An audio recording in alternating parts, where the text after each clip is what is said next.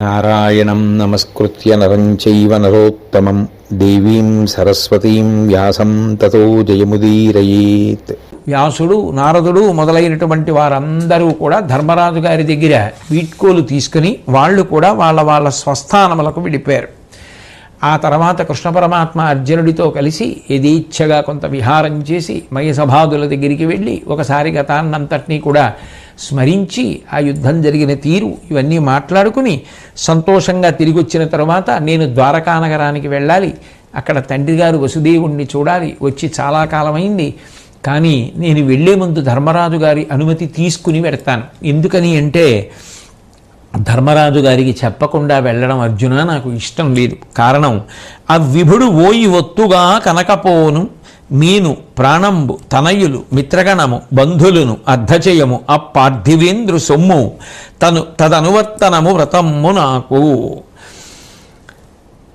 ఓ అర్జున, నాకు ధర్మరాజు అంటే ఎంత ఇష్టము అంటే నాకు సంబంధించినటువంటి సంపద కానీ, నా కొడుకులు కానీ, నా స్నేహితులు కానీ, నాకు సంబంధించినటువంటి ఈ శరీరం కానీ చిట్ట చివరికి అన్నీ కూడా ధర్మరాజు సొత్తే.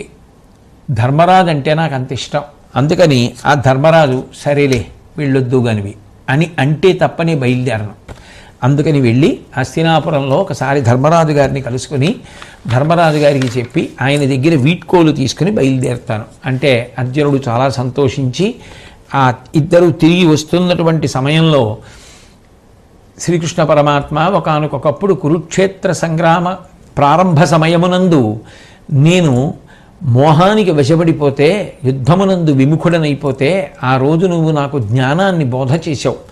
కానీ ఎందుకో నేను తరువాతి కాలంలో ఆ మాటల సారాన్ని మనసులో నిలబెట్టుకోలేకపోయాను, విస్మృతి పొందాను. కాబట్టి ఆ మాటలు అమృతాన్ని మళ్ళీ నా చెవులలో పొయ్యి అని అడిగాడు. అంటే చెప్పిన భగవద్గీతని మరిచిపోయాను అని.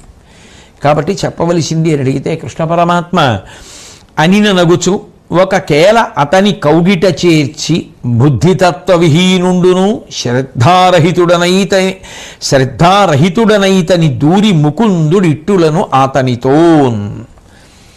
నవ్వుతూ అర్జునుడిని ఒక చేత్తో దగ్గరికి తీసుకొని కౌగిలించుకొని, నీకు బుద్ధి శ్రద్ధ రెండూ లేకుండా పోయాయో అర్జున, లేకపోతే పరమ పవిత్రమై బ్రహ్మపదంలో ప్రయాణించడానికి ఏ జ్ఞానం అవసరమో అది నీకు బోధ చేస్తే అంత విలువైన దాన్ని మర్చిపోతావా అని చెప్పి, అవి బ్రహ్మపదాన్ని సాధించడానికి కావలసినటువంటి ఉపకరణము కదా, ఆ బోధ మళ్ళీ నీకు లఘువుగా చేస్తాను అని చెప్పి ఆయన మళ్ళీ ఆ తత్వజ్ఞానాన్నంతటినీ కూడా అనుగీత అనబడేటటువంటి పేరుతో భగవద్గీతలో చెప్పినటువంటి 700 శ్లోకముల యొక్క సారాంశాన్ని మళ్ళీ అర్జునుడికి చెప్పడానికి ప్రారంభం చేశాడు. చేసి సంగ్రహంగా ఒకసారి ఆ తత్వాన్నంతటినీ కూడా అనేక గీతల రూపంలో, బ్రాహ్మణ గీతలు అన్న పేరుతో ఒక బ్రాహ్మణుడు తన భార్యకి చెప్పినటువంటి మాటలు, ఈ తత్వాన్నంతటినీ కూడా మళ్ళీ అర్జునుడికి ఉపదేశం చేశాడు. చేసేటప్పుడు ధర్మసాధనంబు తనువు ధర్మము పరిజ్ఞానదాయి అట్లుగాన తనువు నోమవలయు మర్చుడేమిట ఏమరకాత్మహితము కోరి అనఘచరిత. ఓ ధర్మరాజా, ఈ శరీరము అనబడేటటువంటిది ధర్మం చెయ్యడానికి సాధనం. కాబట్టి దీని విషయంలో చాలా తేలిక భావన పనికిరాదు సుమా. విశిష్టమైనటువంటి ధర్మాన్ని ఆచరించినటువంటి కారణం చేత కలిగినటువంటి జ్ఞానము మాత్రమే మోక్షమును పొందడానికి కారణము కనుక, అటువంటి జ్ఞానమును పొందడానికి ఆచరించవలసినటువంటి ధర్మమునకు ఉపకరణము ఈ శరీరమే కనుక, మనుష్యుడు ఏ విధమైనటువంటి యామరపాటు లేకుండా, పొరపాటు పడకుండా, అశ్రద్ధ లేకుండా, అజాగ్రత్త లేకుండా శ్రేయస్సు కొరకు తన శరీరాన్ని తాను రక్షించుకోవడం అనేటటువంటిది నేర్చుకోవాలి అని చెప్పి, శరీరంలో కలిగేటటువంటి వాతము, శ్లేష్మము, పిత్తము మొదలైనటువంటి దోషములు ఎటువంటి ఆహారములు తీసుకుంటే ఎట్లా పుడతాయి, ఎలా శరీరమునందు వ్యాపిస్తాయి, సంధిబంధములు ఎలా సడలిపోయేటట్టు చేస్తాయి, చిట్ట చివరికి దాని వలన మనిషి ఎలా మృత్యువాత పడతాడు అన్న దగ్గర నుంచి శరీర రక్షణ గురించి మాట్లాడడం ప్రారంభం చేసి, చేసుకున్నటువంటి పాపపుణ్యములను అనుసరించి మనుష్య శరీరాన్ని పొందినటువంటి వ్యక్తి నిజానికి అపూర్వమైనటువంటి అదృష్టమును పొందినవాడవుతాడు. ఎందుకంటే ఈ సృష్టిలో మిగిలినటువంటి ప్రాణులు ఏవి కూడా శాస్త్రవిహితమైనటువంటి కర్మను ఆచరించడానికి యోగ్యమైన సాధనములుగా ఉండవు. కానీ ఒక్క మనుష్య శరీరం మాత్రం శాస్త్రం చదువుకోవడానికి, గురువుగారి సేవ చేయడానికి, విహిత కర్మలు తెలుసుకోవడానికి, పుణ్యకర్మలు ఆచరించడానికి, నిషిద్ధ కర్మలు భంజించడానికి అవకాశం ఇస్తుంది. అటువంటి విహిత కర్మాచరణము చేత పుణ్యమును మూట కట్టుకొని ఆ పుణ్యాన్ని సుఖంగా అనుభవించడానికి పుణ్యం ఎక్కువైనటువంటి వారు స్వర్గలోకంలో దేవతాస్థానములను చేరుకుంటారు. కానీ ఆ స్థానములు కూడా శాశ్వతములు కావు. ఎందుకని అంటే అర్జున, క్షీణే పుణ్యే మర్త్యలోకం విశంతి. ఆ పుణ్యం పూర్తయిపోయిన తర్వాత మళ్ళీ స్వర్గలోకం నుంచి పతనమైపోయి ఈ మర్త్యలోకంలో పడిపోతూ ఉంటారు. కాబట్టి అప్పుడు ఈ తిరగడం అనేటటువంటిది ఉందే, కొన్నాళ్ళు స్వర్గలోకవాసం, మళ్ళీ మర్త్యలోకంలో పడిపోవడం, మళ్ళీ పాపపుణ్యాలు, మళ్ళీ సుఖ దుఃఖాలు, మళ్ళీ శరీరం, మళ్ళీ తిరగడం, ఈ పుట్టుక చావు తిరగడం మీద విరక్తి చెందినటువంటి వ్యక్తి ఎప్పుడూ ఆ భావము గాఢమైనప్పుడు వైరాగ్యమును పొంది జ్ఞాన సముపార్జన కొరకు కేవలం విహిత కర్మాచరణము చేసి దాని వలన ఏ ప్రయోజనమును అపేక్షించకుండా, నాకు పుణ్య ఫలితము కావాలని అడగకుండా చిత్తశుద్ధిని మాత్రమే అపేక్షించి నిరపేక్షతో నిష్కాముడై కర్మలను ఆచరించి తత్కారణము చేత భగవంతుణ్ణి చేరుకోవడానికి కావలసిన మార్గాన్ని సుగమం చేసుకుంటున్నాడు. కాబట్టి దానికి జన్మజన్మాంతర సుకృతం ఉండాలి అని చెప్తూ ఒకానొకప్పుడు ఒక భర్త తన భార్యకి చేసినటువంటి ఉపదేశాన్ని బ్రాహ్మణ గీతలు అని పిలుస్తారు. ఆ బ్రాహ్మణ గీతలు అనేటటువంటివి చాలా ప్రధానమైనవి. అవి తత్వాన్ని ఆవిష్కరిస్తాయి. అక్షరమైనది ఏది నశించిపోదో అదే బ్రహ్మము. ఆ అక్షరమైనటువంటిది ఏది ఉందో అది అమలినమైనటువంటి బుద్ధికి మాత్రమే గోచరమవుతుంది. అంటే అటువంటిది ఒకటి ఉన్నది, దాన్ని చేరుకోవాలి అనేటటువంటి భావన అటువంటి వారికే కలుగుతుంది. వారు అంతర్యాగమును చేస్తారు. వీరు చేసేటటువంటి ఈ హోమం బయట చేసేటటువంటి హోమం కాదు, ఈ లోపల జరిగేటటువంటి హోమం. అందులో జ్ఞానేంద్రియ కర్మేంద్రియాలు అంతర్భూతుడైనటువంటి వైశ్వానరాగ్ని యందు హోమం చేస్తారు. అది అంతర్యాగంలో ఒక భాగం. కాబట్టి వాళ్ళు ఇంద్రియ సుఖములకు దూరంగా ఉండి భగవంతునికి దగ్గరగా నివసిస్తూ ఉంటారు. ఒకానొకప్పుడు ఒక పెద్ద చర్చ ప్రారంభమైంది. మనసు గొప్పదా, ఇంద్రియములు గొప్పవా అని. ఇంద్రియముల తోడ్పాటు లేకుండా మనసు ఏ సుఖం అనుభవించగలదని ఇంద్రియములు మనసుని నిలదీశాయి. చెవి శబ్దమును వినలేదనుకోండి, మనసు శబ్దము ద్వారా ఏ సంతోషాన్ని పొందుతుంది? అట్లాగే కన్ను చూడలేదనుకోండి, కన్ను చూడనప్పుడు ఏది చూసి మనసు సంతోషిస్తుంది? ఇంద్రియములు ప్రధానములు తప్ప మనసు ప్రధానము కాదని ఇంద్రియములు మనసు మీద తిరగబడి నీకన్నా మేమే గొప్పవి అని మాట్లాడాయి. అటువంటి సమయంలో చతుర్ముఖ బ్రహ్మగారు వీటన్నింటి గురించి కూడా చాలా స్పష్టత కలిగేటట్టుగా ఉపదేశం చేశారు. ఉపదేశం చేస్తూ అసలు నిజానికి మోక్షము అనబడేటటువంటి విధానము తెలుసుకోవాలి అంటే ఈ విషయ సుఖములను ఇచ్చేటటువంటి ఈ ఇంద్రియములు ఏవైతే ఉన్నాయో వాటి అనుభవమునందు వైరాగ్యము కలిగి, ఉదాసీన భావము కలిగి, ఈ విషయ రూపములైనటువంటి సుఖములను హవిస్సులుగా మార్చి ఎవరు ఈ ఉదాసీనత్వము అనబడేటటువంటి సృక్కుని చేతిలో పట్టుకొని ఆత్మ అనబడేటటువంటి అగ్నిలోకి హోమం చేస్తున్నాడో వాడు మాత్రమే నిజమైనటువంటి సుఖమును పొందగలడు. తప్ప మనసు వలన ఇంద్రియముల, ఇంద్రియముల వలన మనసా, ఈ సుఖములు శాశ్వతములా అన్న చర్చ వలన వచ్చేటటువంటి ఉపయోగము లేదు. వాటి పరిత్యాగము గొప్పది అని ఒకప్పుడు బ్రహ్మగారు చెప్పారు. ఆ స్థాయికి చేరినటువంటి యోగి తామరాకు మీద నీటి బొట్టు ఎలా ఉంటుందో అంత సంగము లేనివాడై ఉంటాడు. ఒక పూస ఎలా కదులుతుంటుందో అలా తామరాకు మీద ఉన్న నీటి బొట్టు తామరాకుతో అంటుకోకుండా చించలంగా ఉన్నట్టుగా, దానితో ఏ సంపర్కం లేకుండా యోగి అయినటువంటి వాడు అన్నిటి నుండి విడుదల పొందిన వాడై భగవంతుడితో మమేకమైన వాడై ఉంటాడు అని చెప్తూ ఒకానొకప్పుడు జనక మహారాజు గారికి యమధర్మరాజు గారికి ఒక అద్భుతమైన సంవాదం జరిగిందయ్యా.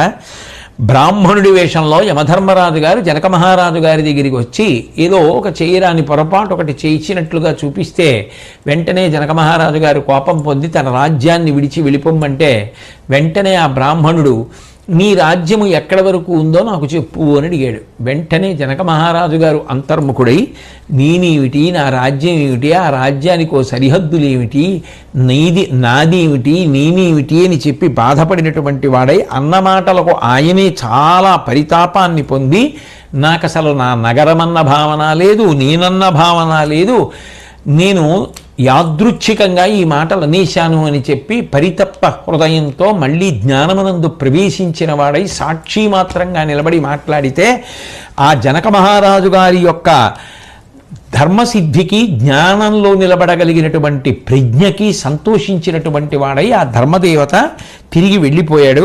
అంత గొప్పది సుమ.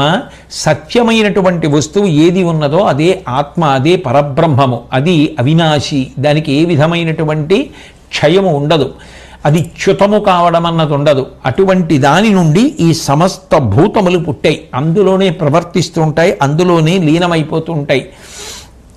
సత్వము, రజస్సు, తమస్సు అనబడేటటువంటి 3 గుణములు ఉంటాయి.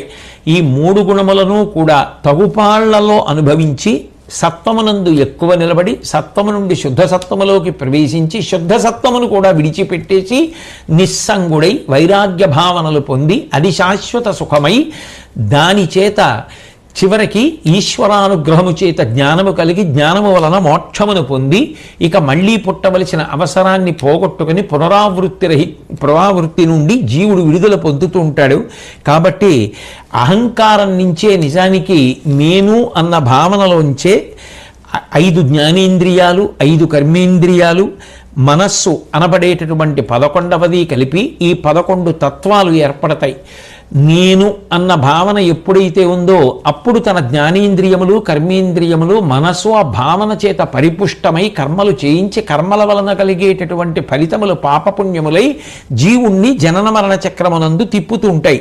అట్లా కాకుండా ఎవరు ఇది తెలుసుకుని దానికన్నా అతీతంగా ఉండి లోపల ఉన్నటువంటి ఆత్మతో తాదాత్మ్యములు పొందడానికి కేవలము ఉత్తమ కర్మలను మాత్రమే, విహిత కర్మలను మాత్రమే ఏ ప్రతిఫలమును ఆశించకుండా చేయడానికి ప్రయత్నం చేస్తూ ఉంటాడో వాడు ఈశ్వరానుగ్రహాన్ని పొంది ఆత్మని ఉపాసన చేశాడు. కాబట్టి పరతత్వవేత్త అయి చిట్ట చివరికి ఆ ఆత్మని అనుభూతిగా పొందుతాడు.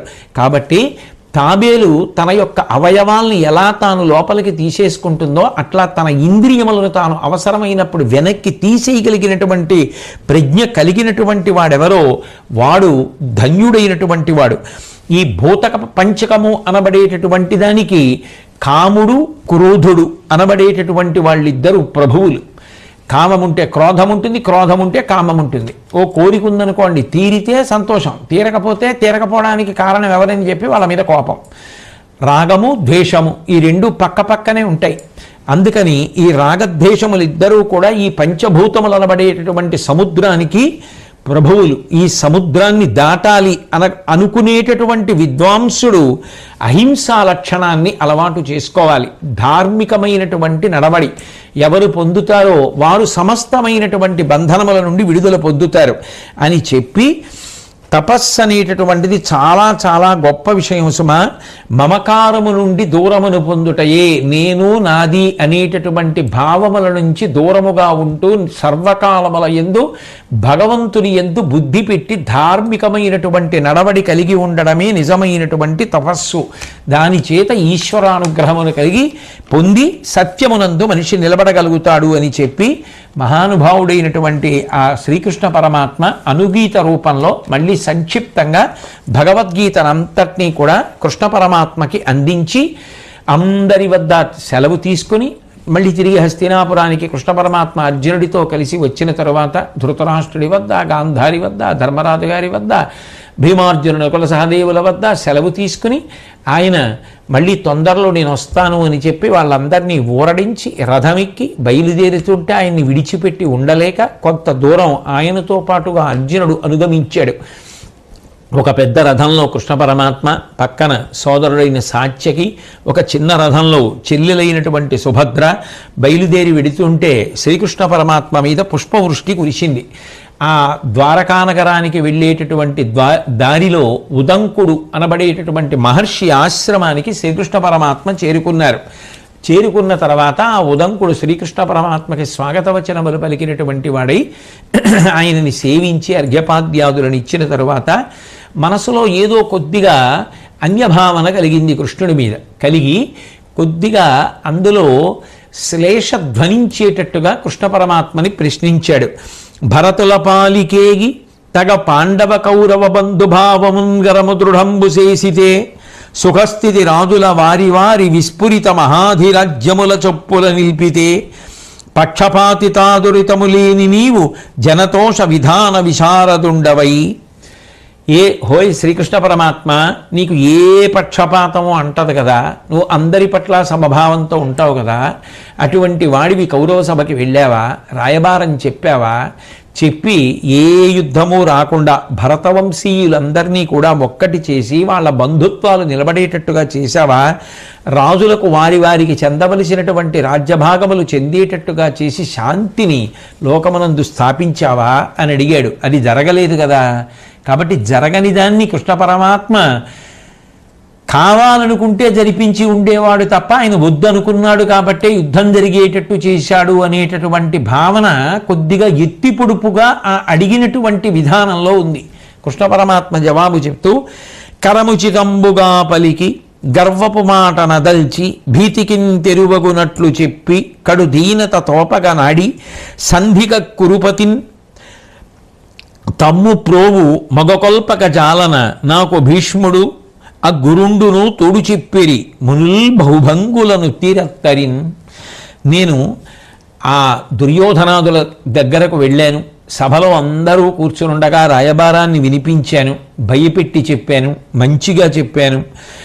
ఎన్ని రకాలుగానో చెప్పవలసినటువంటి మంచి మాటలన్నింటినీ కూడా చెప్పి సంధి ఏర్పడడానికి ప్రయత్నం చేశాను. కానీ ఆ దుర్యోధనుడు కానీ ఆయన సోదరుడు కానీ ఆ సంధికి ఒడంబడడానికి ఇష్టపడలేదు. నేను చెప్పినటువంటి మాటలకి అక్కడ ఉన్నటువంటి భీష్ముడు, గురువైనటువంటి ద్రోణుడు, సభలో ఉన్నటువంటి మునులు అందరూ కూడా నన్ను సమర్థిస్తూ నాతో పాటుగా మాట్లాడినప్పటికీ కూడా వాళ్ళెవ్వరూ కూడా నా మాట విననటువంటి కారణం చేత, పేరాశ పొందినటువంటి కారణం చేత రాజ్యమునంతటినీ తాము మాత్రమే అనుభవించాలనేటటువంటి స్వార్థబుద్ధితో ప్రవర్తించిన కారణం చేత సంధి వైఫల్యమైపోతే రాజ్యం కోసం జరిగినటువంటి మహాసంగ్రామంలో అందరూ మరణించారు. కౌరవులందరూ నిశ్శేషంగా మరణిస్తే పాండవులలో 5 పాండవులు మాత్రమే మిగిలేరు.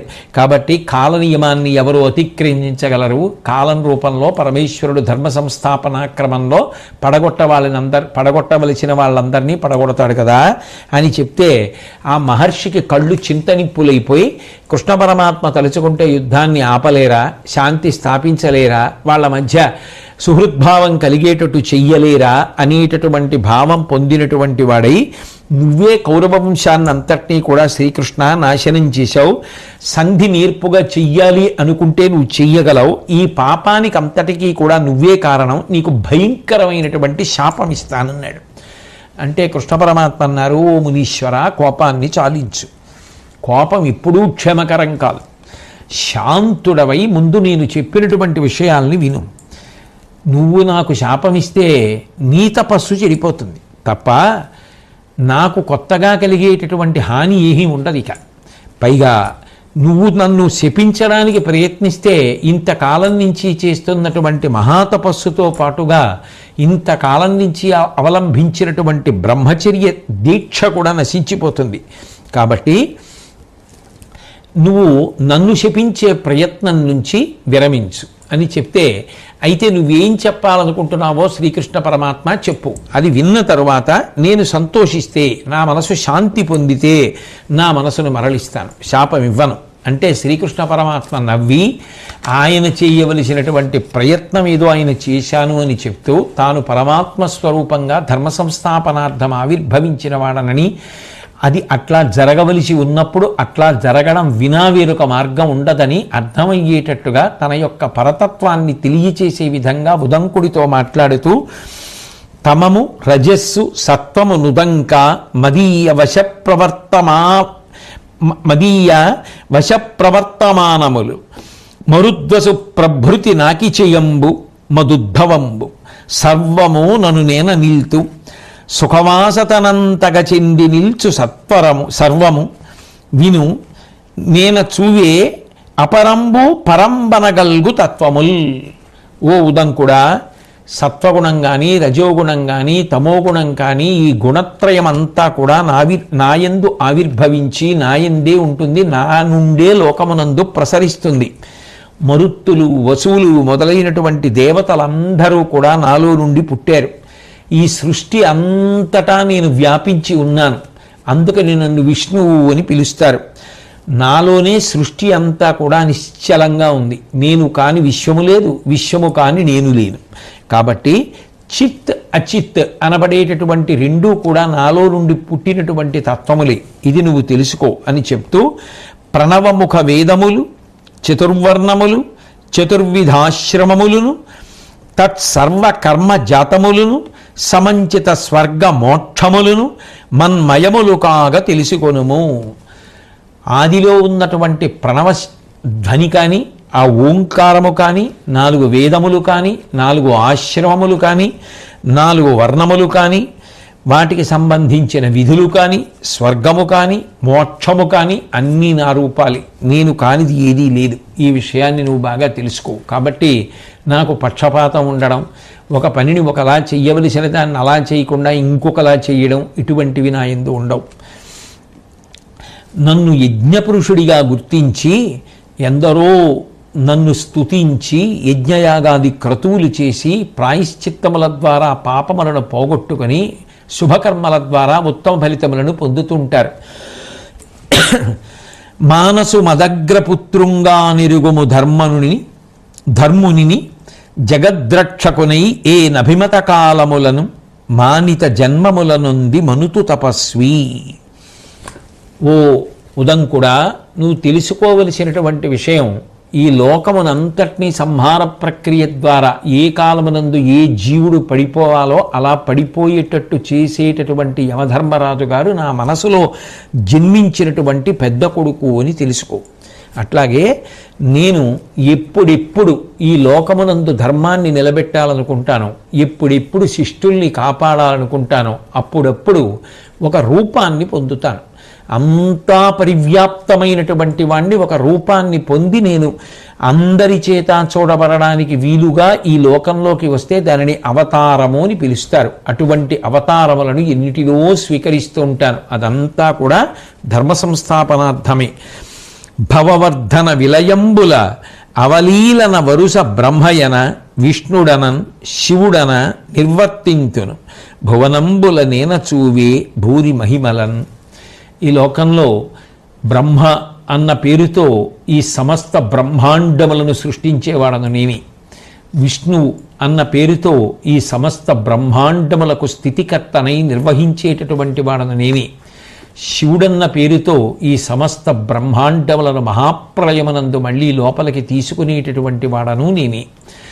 3 మూర్తులుగా ప్రకాశిస్తూ 3 రూపములుగా 3 పేర్లతో 3 కాలములుగా ఉంటూ ఈ లోకాన్నంతటినీ కూడా సృష్టి స్థితి ప్రళయము అనబడేటటువంటి 3 యందు తిప్పుతున్నటువంటి మహాశక్తి స్వరూపాన్ని నేనే అని తెలుసుకో.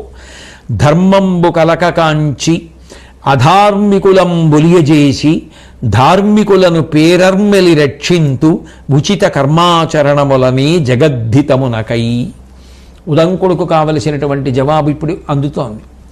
నేను ఎప్పుడెప్పుడు లోకంలో ధర్మము లోపాన్ని పొందుతుందో, ఎప్పుడెప్పుడు ధర్మము క్షయమవుతూ ఉంటుందో, ఎప్పుడెప్పుడు ధర్మము ప్రశ్నింపబడుతుందో, ఎప్పుడెప్పుడు ధర్మమును పాడు చేసేటటువంటి వారు ఎక్కువైపోతారో అప్పుడప్పుడు ఒక రూపాన్ని తీసుకుని వస్తాను. వచ్చి ఎవరు అధర్మాత్ములై ధర్మాన్ని పాడు చేయడానికి ప్రయత్నం చేస్తున్నారు, ఎవరు అధర్మాత్ములై ధర్మాన్ని నాశనం చేసి సంతోషిస్తున్నారు, ఏ అధర్మాత్ముల వలన ధర్మం మిగిలిన వారికి కూడా అందకుండా పాడవుతోందో అటువంటి వారిని నశింపచేస్తాను. ధర్మాత్ములను, ధర్మమునందు అనురక్తి కలిగిన వారిని, నేను చెప్పినట్టుగా బ్రతకాలని అనుకున్న వారిని మహానురాగంతో రక్షిస్తాను. కాబట్టి నేను ఒక అవతారంతో రావడానికి కారణం ఇది సుమా. కౌరవులు పడిపోవడానికి కారణం ఇప్పుడు నీకు అర్థమైందనుకుంటాను అన్నట్లుగా శ్రీకృష్ణ పరమాత్మ ఉదంకుడితో మాట్లాడితే, నేను నిజానికి దుష్ట శిక్షణం శిష్టరక్షణం రెండూ చేయగలిగిన వాడినైనప్పటికీ కూడా కౌరవులతోటి పాండవులతోటి కూడా కలిసి ఉండడానికి నేను చెయ్యగలిగినంత ప్రయత్నం చేశాను. నేను చేసినటువంటి ప్రయత్నాన్ని బ్రహ్మజ్ఞాన వరిష్ఠులైనటువంటి వ్యాసాది మహర్షులు కూడా ఎంతో మెచ్చుకున్నారు. ఆ కౌరవులు వాళ్ళు దుర్బుద్ధుల చేత అత్యాశ చేత పాండవులు మహానుభావులు అని తెలిసి కూడా, వాళ్ళు ధర్మతత్పరులు అని తెలిసి కూడా వాళ్ళు యుద్ధానికి వెడితే ఆ ధర్మయుద్ధంలో వాళ్ళు మడిసిపోయారు. ఇప్పుడు ఏమంటావు చెప్పు అని అడిగాడు కృష్ణ పరమాత్మ. అడిగేటప్పటికీ ఉదంకుడు తన మనసులో పొందినటువంటి ఆగ్రహాన్నంతటినీ కూడా విడిచిపెట్టి అత్యంత వినయంతో వంగి శ్రీకృష్ణ పరమాత్మకు నమస్కరించిన వాడై, ఇప్పుడు నీ మహామహిమ ఏర్పడ సమ్యగ్ అనుగ్రహంబునం చెప్పిన ఈ సమంచిత విశేషమునెల్ల నిరింగుదున్ మదింకప్పిన ఈ దురాగ్రహపు గర్వము ముంచికొనంగా నాకు మున్ చొప్పడియన్ సుధా సదృశ సూక్తుల తీర్చితివివ అచ్యుతా. హే శ్రీకృష్ణ పరమాత్మ, నువ్వు నా మీద పరిపూర్ణమైనటువంటి దయతో ఇవన్నీ చెప్పావు. నిజంగా నాకు ఇవన్నీ చెప్పవలసిన అవసరం నీకుందా? చెప్పవలసిన అవసరం లేదు, కానీ దయతో చెప్పావు. ఇత పూర్వం నిజానికి నేను ఇవన్నీ విన్నవే, కానీ ఏమిటో ఒక్కసారి అనుకోకుండా ఎందుకు వచ్చిందో తెలియదు, ఆ కోపం వచ్చింది. ఆ కోపం వస్తూనే వ్యాపించేసింది. అది కమ్ముకోవడంలో నేను ఉచితానుచితములను మరిచిపోయాను. కానీ నువ్వు నాకు దయతో బోధ చేయడం వల్ల నేను యథాస్థితిని పొందాను. నువ్వు నన్ను అనుగ్రహించినట్టయితే ఒక్కసారి నీ విశ్వరూప దర్శనం కటాక్షించమని అడిగితే వెంటనే పురుషోత్తముడైనటువంటి శ్రీకృష్ణ పరమాత్మ ఆ విశ్వరూప సందర్శనాన్ని ఉదంకుడికి అనుగ్రహించారు. ఆ విశ్వరూప దర్శనం చేసినటువంటి ఉదంకుడు పరమ సంతోషంతో, పుండరీకాక్ష ఈ పొడమి ఎంతయును భవత్పాద పంక్తి సంవ్యాప్తమయ్యే అంబరంబెల్లను ఆవృతమయ్యని మహిత సముజ్వల మస్తకముల అంతరిక్షము తావకాద్భుత కుక్షి దేశంబుల చేత సంచన్నమయ్యే భవదీయ మహనీయ బాహర్గళానిచయాపి హితముల అయ్యే అన్ని దిశలు బహుచరణములు బహుశిరోభాగములను బహుజఠరములు బహుభుజాప్రకరములను దేవా ఇట్లు సర్వంబును నీవయైత అచ్చి ఇది నాదు కన్ను మనంబు దునిపే. ఓ శ్రీకృష్ణ పరమాత్మ, ఈ భూమి అంతా కూడా నీ పాదముల చేత పరివ్యాప్తమైపోయింది. ఆకాశమంతటినీ కూడా నీ శిరస్సు కప్పేసింది. అనేకమైనటువంటి శిరస్సులతో దర్శనమిస్తూ ఆకాశాన్ని కప్పేశావు. భూమికి ఆకాశానికి మధ్యలో ఉన్నటువంటి ప్రదేశాన్నంతటినీ కూడా నీ ఉదరములు ఆక్రమించేశాయి. మహాభుజములు సర్వదిక్కులా కూడా వ్యాపించేశాయి. అనేకమైన పాదాలతోటి శిరస్సులతోటి ఉదరాలతోటి భుజాలతోటి విశ్వమంతా నిండిపోయినటువంటి నీ రూపాన్ని చూసి నా కన్నులు మనసు గొప్ప తృప్తిని పొందాయి. ఇంతకన్నా నా జీవితానికి ధన్యత ఉంటుంది. మహానుభావ, నా అదృష్టం నువ్వు విశ్వరూప దర్శనాన్ని కటాక్షించావని శ్రీకృష్ణ పరమాత్మను ఉద్దేశించి స్తోత్రం చేసి, నువ్వు ఈ విశ్వరూపాన్ని ఉపసంహారం చేసి సహజ రూపాన్ని ధరించమని ప్రార్థన చేస్తే శ్రీకృష్ణ పరమాత్మ విశ్వరూపాన్ని ఉపసంహారం చేసి తన సహజ రూపాన్ని తాను పొందారు. తదనంతరం ఆ ఉదంకుడు శ్రీకృష్ణ పరమాత్మను ఉద్దేశించి, నేను మీ విశ్వరూపాన్ని పొందినందుకు ఎంతో ఆనందాన్ని పొందాను, అంటే నీ పట్ల నేను కూడా ఎంతో సంతోషాన్ని పొందాను, కాబట్టి వరాన్ని కోరుకోమని కృష్ణ పరమాత్మ అన్నారు. అంటే ఉదంకుడు అన్నాడు, మీరు నన్ను అడగమన్నారు కానీ విశ్వరూప సందర్శనం చేసిన తరువాత ఇంకా నాకు కోరికలు ఏముంటాయి, అయినా ఒక్క కోరిక కోరుతాను. ఈ ప్రాంతము నిర్జల ప్రాంతం, ఇక్కడ చుక్క నీరు ఉండదు. ఈ నీరు లేనటువంటి కారణం చేత చాలా కష్టాలు ఉంటాయి. నీరు లేకపోతే ధర్మం నడవడమే కష్టం. స్నానం ఎట్లా చేస్తారు, అర్ఘ్యం ఎలా ఇస్తారు, నీరు లేకపోతే ప్రాణములు ఎలా నిలబడతాయి? నీరు లేనప్పుడు ఇంకా ధర్మం అన్న మాట ఎక్కడ నిలబడుతుంది? నీటి చుక్క కోసం ఒకరినొకరు కలహించుకుని ప్రాణములు కూడా తీసేసుకుంటారు. ఎందుకంటే నీటి వలన ప్రాణములు నిలబడతాయి కాబట్టి. ఇది నిర్జల ప్రదేశం కాబట్టి నువ్వు ఇక్కడ నీళ్లు కలిగేటట్టుగా అనుగ్రహించమని అడిగితే శ్రీకృష్ణ పరమాత్మ అన్నారు, తప్పకుండా నీకు ఎప్పుడెప్పుడు నీరు కావాలనిపిస్తే అప్పుడప్పుడు నన్ను స్మరించు అని చెప్పి వెళ్ళిపోయారు.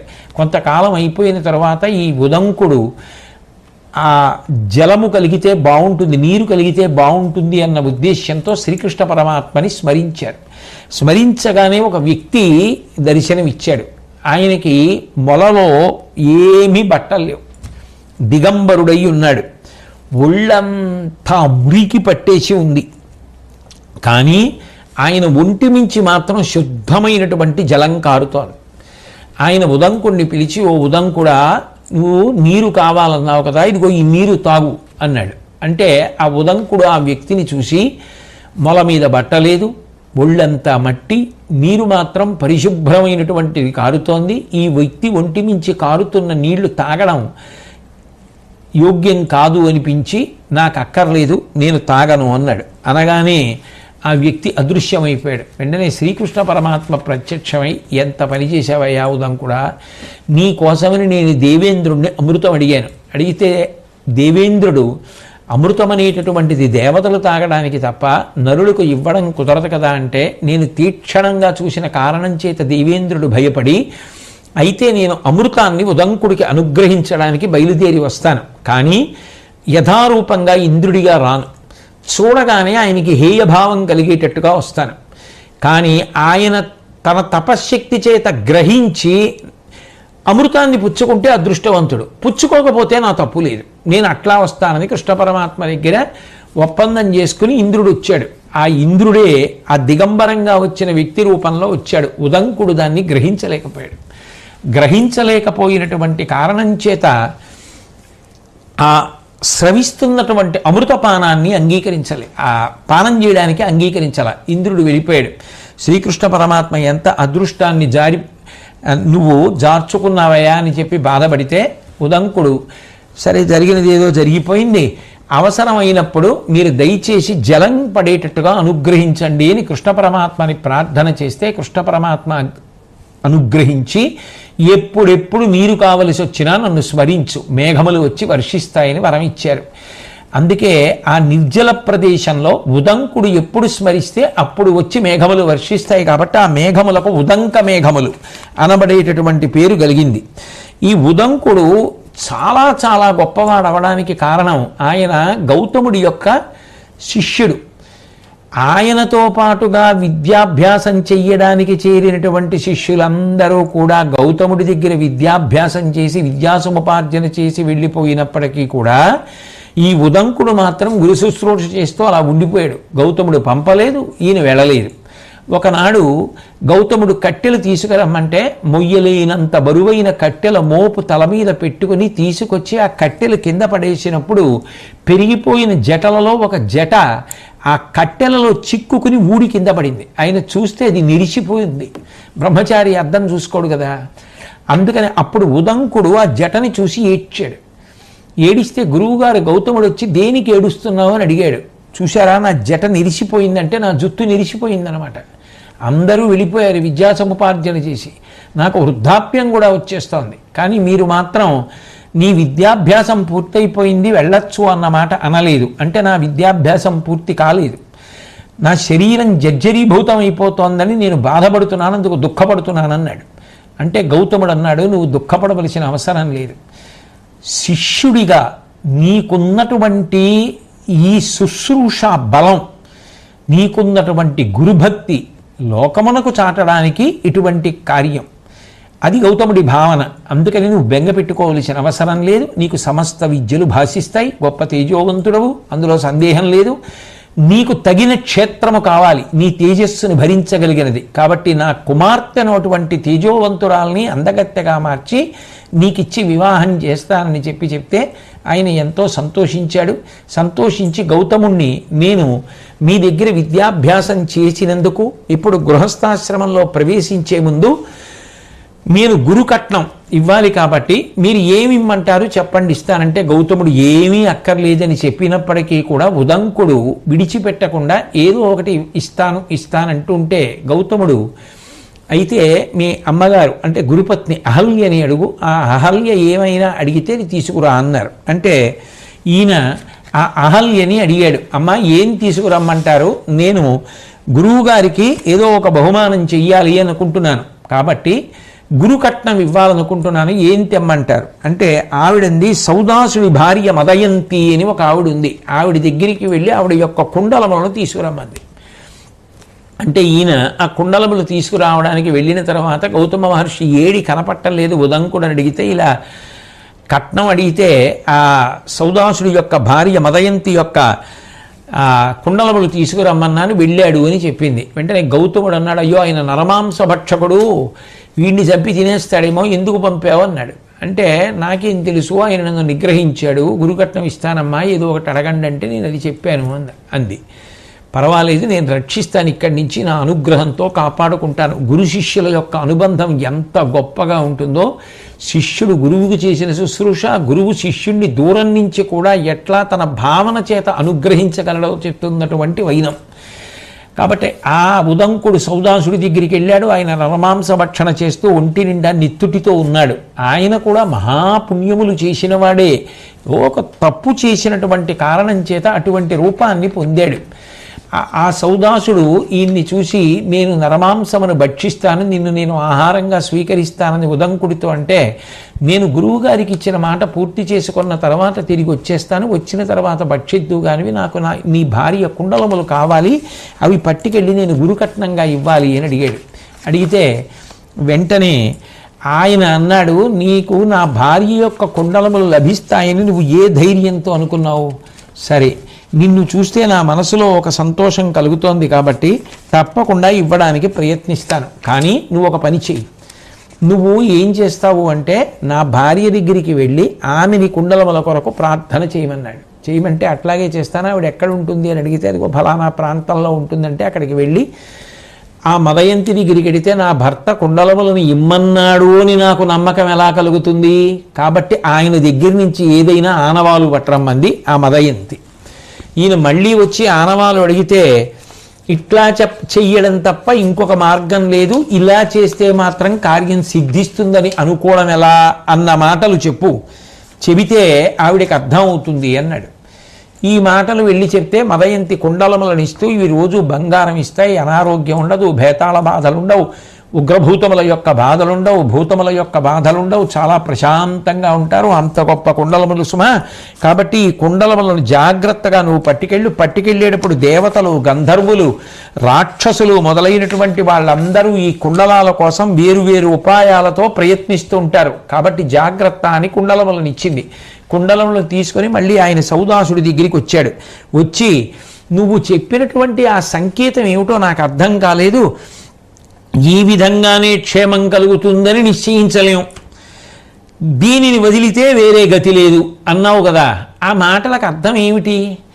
అది చెప్తే మీ ఆవిడ కుండలాలు ఇచ్చిందే, ఆ మాటలకు అర్థం ఏమిటో నేను అర్హుడని అనుకుంటే చెప్పు అని చెప్తే, నేను ఒకప్పుడు విశేషంగా అతిథి సేవ, బ్రాహ్మణ పూజ చేసేవాడిని, ఒకానొక దోషం కారణంగా శాపాన్ని పొంది ఇలా నరమాంస భక్షకుండా అయిపోయాను, మళ్ళీ నేను నీ వంటి ఉత్తముల యొక్క సేవ చేతనే మళ్ళీ పూర్వరూపాన్ని పొందాలి, నిన్ను చూస్తే మనశ్శాంతి కలుగుతోందంటే, ఆ గొప్పంతా మా గురువుగారైనటువంటి గౌతమ మహర్షి బహుశా ఈ సమయంలో నిన్ను స్మరిస్తూ ఉంటారు, అందుకే నీకు ఇంత మనశ్శాంతి కలిగింది, నువ్వు తప్పకుండా పూర్వవైభవాన్ని పొందుతావని 1కి 10 మార్లు ఆశీర్వచనం చేసి జింక చర్మంలో మూట కట్టుకుని ఈ కుండలములు పట్టుకుని వెళ్ళి మార్గమధ్యంలో ఆకలేస్తే మారేడు ఫలాలు చూసి తిందామని చెట్టెక్కుతూ కొమ్మకి తగిలిస్తే, ఆ కొమ్మకి తగిల్చిన మూట కింద పడితే వెంటనే ఒక నాగరాజు వచ్చి ఆ కుండలములను తస్కరించి పుట్టలోంచి పాతాళలోకానికి వెళ్ళిపోతే, ఆ ఎట్లాగైనా మళ్ళీ ఆ కుండలములను తీసుకురావడం కోసం అక్కడ దొరికిన ఓ కర్రపుల్లతోటి ఆ పుట్టని తవ్వి ఆ మార్గం గుండానే తాను పాతాళానికి చేరడానికి ఉదంకుడు ప్రయత్నిస్తుంటే,